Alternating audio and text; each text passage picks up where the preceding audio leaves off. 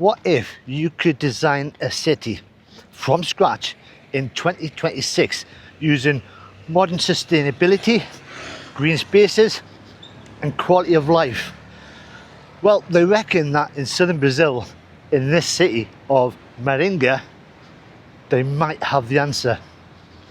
Now, if you've been following me, you'll probably be thinking, you're still in Maringa?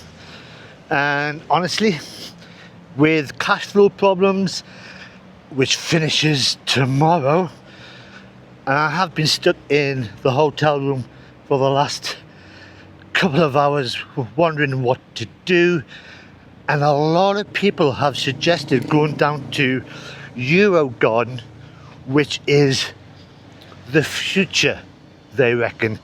So I thought I'd have a wander down and check it out, see what the fuss is all about. Now, it's about an hour's walk, which is a lot shorter than the one I took in the last video to get to the Japanese park. But I have my headphones. I do have plenty of music to listen to. Let's see what it's like. So I think I'm about halfway to getting to the Eurogardens, but one of the things I can't help noticing is some of these apartment blocks are absolutely stunning, but at the same time you've got a lot of them being built. Now, Maringa has got a really good reputation throughout Brazil for having a very high quality of life, and there's more over there being built. So I'm guessing that a lot of people are moving here, and maybe that the Eurogardens is another step to get more people to come here. Who knows? And I'm here, and it went quicker than what I thought. It's amazing what music in your ears will do when you're having a walk. So, Eurogarden, you know you're here because there's a big sign that says where you are. Right, that building there is the start of the main project from what I've read, and it is one of the most sustainable buildings in Brazil. But I think I need to do a little bit more exploring of the area. So there is a map just there. I mean, look at that fountain. That's beautiful. So there's the map there, and it's English. You are at the Eurogarden Experimental Centre. There is a tourist information place, but I'm just going to go straight up and check it out myself. So what exactly is Eurogarden? Because when I looked on Google Maps, I looked at the reviews and it had just lots of gardens, lots of pretty stuff. But then I looked into it and it's all about future cities, about sustainabilities, and just as I was walking up, so you've got the future bins, recycling. So it's an underground dump, because it's all in English, with an electronic drive. I can't say that. So even the bins are the future. So I had two ladies who were sorting it out, and she said, "Well, come and watch this," but obviously in Portuguese. And this is the video I took. So it goes down. See? Okay. Wow.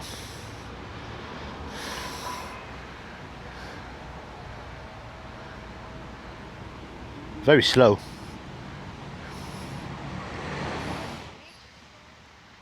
You wouldn't think that underneath that is the proper big rubbish bins.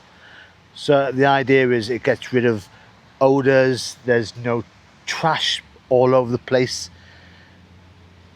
That's quite clever. So yeah, so it's an underground dumpster. So this place used to be the original airport for the city. And when they closed it down, because obviously they needed a bigger one. Oh, what's down here? Let's have a wander. Oh, capture the moment. Oh, I will do later. So what did they do with this place? They thought, right, let's change it into a future-proof city. I should actually have looked at the map to find out where I'm going. In fact, let's look at the map. Yeah, I think I should be walking this way. So when they started planning this area for a new space, they looked at sustainability ideas, they wanted a better quality of life, and more importantly, they want future expansion. Now, if you look down there, you've got, that's the hospital.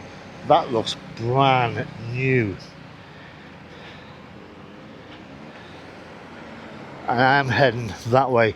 And every now and again, and I've passed a couple already, you'll get signs explaining what they're doing to make this place as modern as possible. Now, there is a lot of cities around the world, especially in Brazil, that are trying to claim that they are the most modern place, but this place has actually got credentials. So the building that I passed with the big Eurogarden sign outside it, that is the centre, the experimental centre.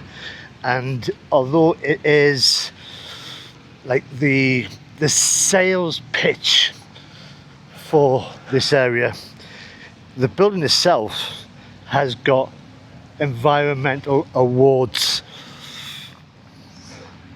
And I think I need to go back to the building to go through it all. Now, all the things I've seen online, the pretty flowers, I think I'm actually at the wrong season. This is not what I was expecting. I mean, we're coming towards winter now.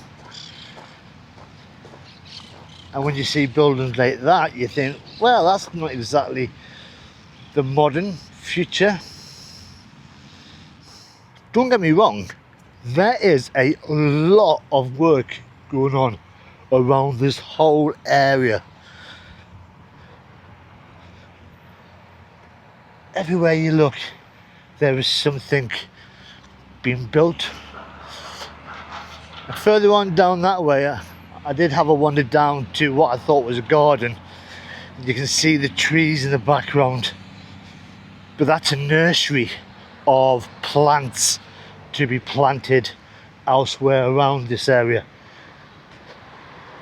And these roads were probably runways in the past when it was an airport.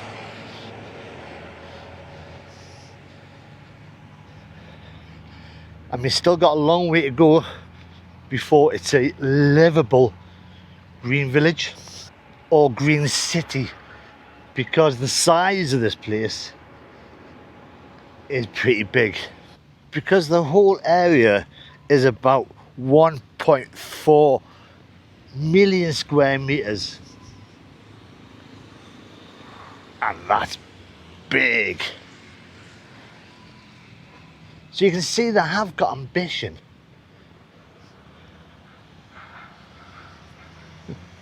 I should have gone to the information centre first. Let's have a wander down there. Right, I'm back down here. Let's see what I can get into, because a lot of it's fenced off. So this building itself was built in August 2023, and that's blocked off as well.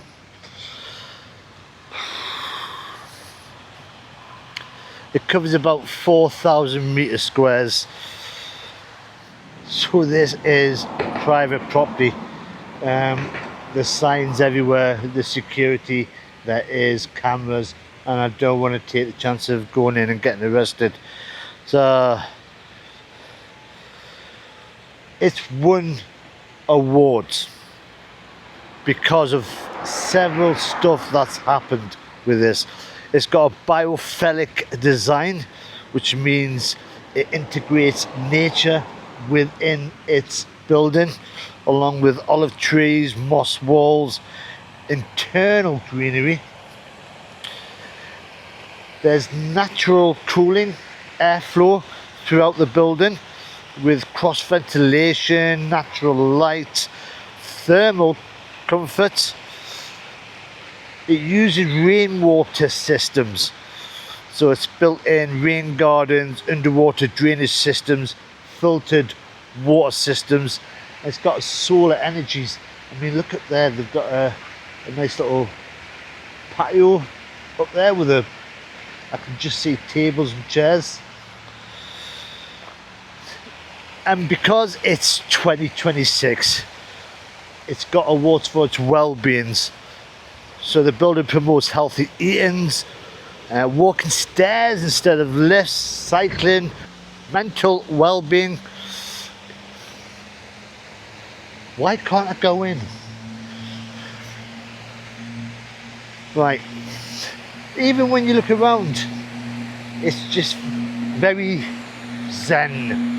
A bit like the Japanese park that I went to in the last video.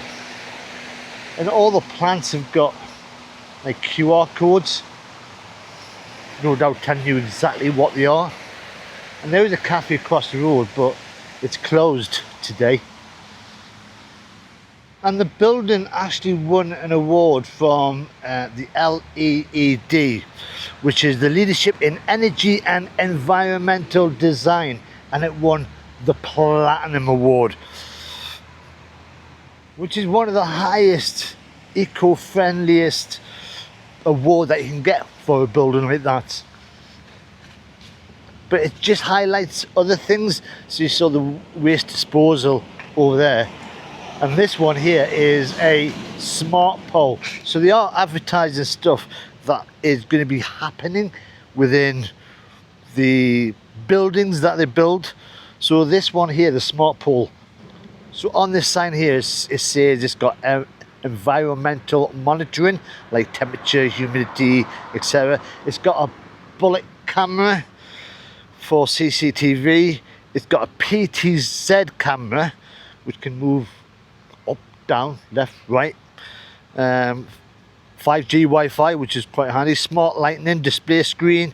There's an emergency button just down there, which I should press to say I'm in an emergency. I need to find out where all the gardens are, and you can actually speak into it and it'll speak back to whoever is on the other side. I wonder if I should actually just go down here where I just turned around earlier on, because it is a path, and a path always leads somewhere. I mean, this could be the garden. Very pretty plants.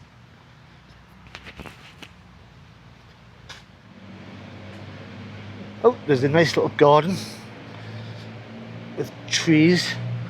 Photo opportunity on a swing, just there.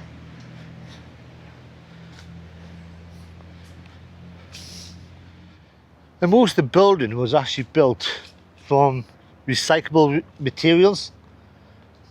And it does look modern. And I've just come across this sign here, which I've just had to Google Translate, and it's one of the most fluffiest signs I've seen. The landscaping was planned for your comfort. You are in the most sustainable neighbourhood in the world. And then you've got underneath the LEED Platinum sign to say it's got it, along with well pre-certified. And I think well has got something to do with the standard of water in the area. And then you get to the end of the path, and there is still all these little signs saying capture the moment, post your little photographs using hashtags, and it takes you out to this. So you still got the map,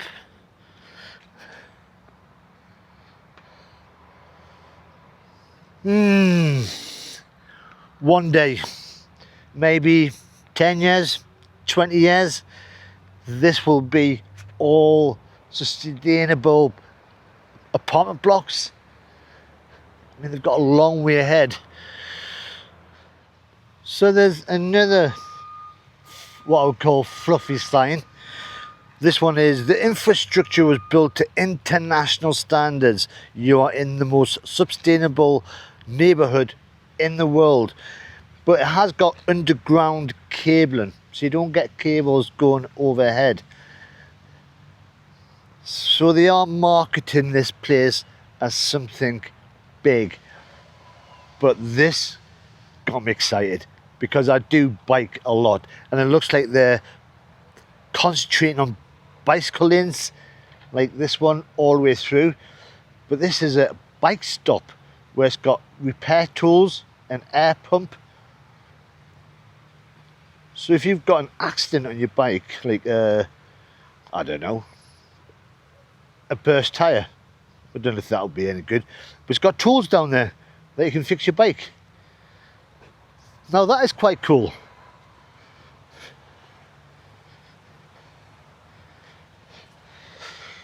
So I was expecting to see like the future, but I think what I'm seeing is just a dream that is becoming a reality, but not just yet.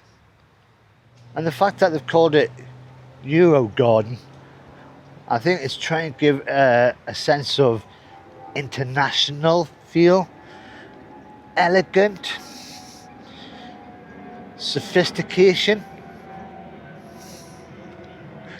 Well, but it has got a European migration from the last 100 years in this region, so it does sort of make sense. I mean, this area is really nice,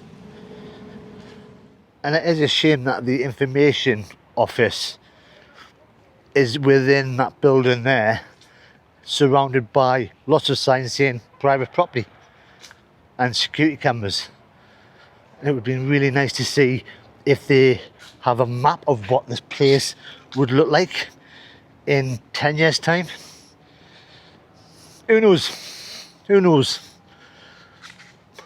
But today is my last day, and I'm definitely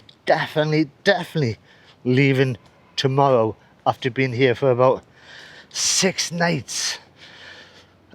Money is going back in the bank tomorrow morning, so I can leave. But where am I going? I don't know. It changes day by day. But if you want to find out, then all you've got to do is subscribe and watch the next video. But if you've enjoyed this one, then all you got to do is press that like button. And I'm sure that the City Hall should give me a certificate for the amount of coverage I've given to Maringa, because I don't think there's many YouTubers do come here from Europe. But until the next time, I've got a long walk back. Bye bye for now.